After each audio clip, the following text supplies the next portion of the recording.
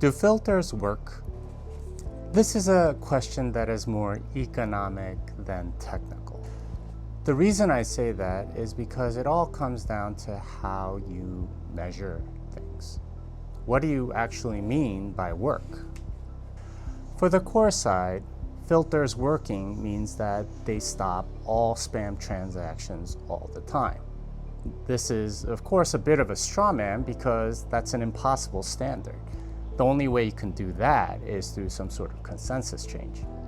But really, you don't need to eliminate all spam transactions. You only have to deter some.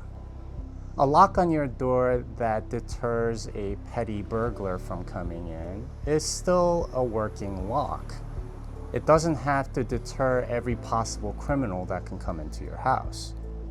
The problem here is one that I've identified before. It's the economics of the unseen. We never see the transactions that never made it onto the blockchain.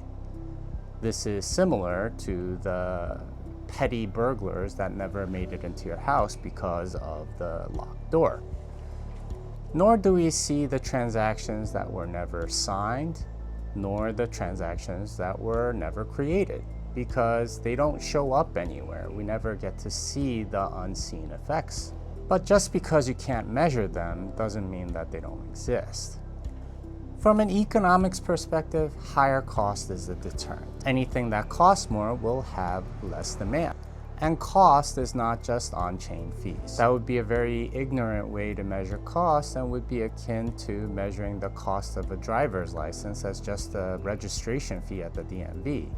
The real cost, of course, should include everything that leads up to that driver's license, including driving lessons, practice tests, even time waiting at the DMV. Those are all costs and deterrents to getting the driver's license.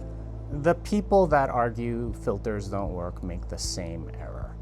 They naively think that the cost of bypassing filters is trivial, that constructing and relaying these transactions and setting up the software and signing all of this stuff is easy. But of course, it's only easy for the people that know how to do it.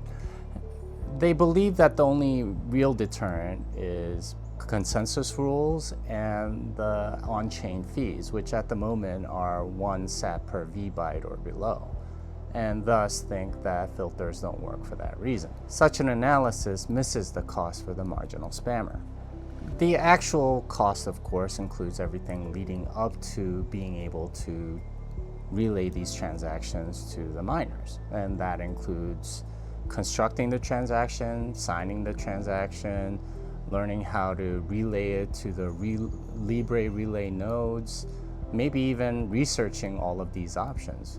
Those are not trivial costs. And the difference between a spam transaction and a normal transaction is that the normal transactions get relayed by all of these nodes and have wallets that actually can create these transactions and sign these transactions for you, whereas these very specialized transactions require a completely different set of skills, and those are deterrents.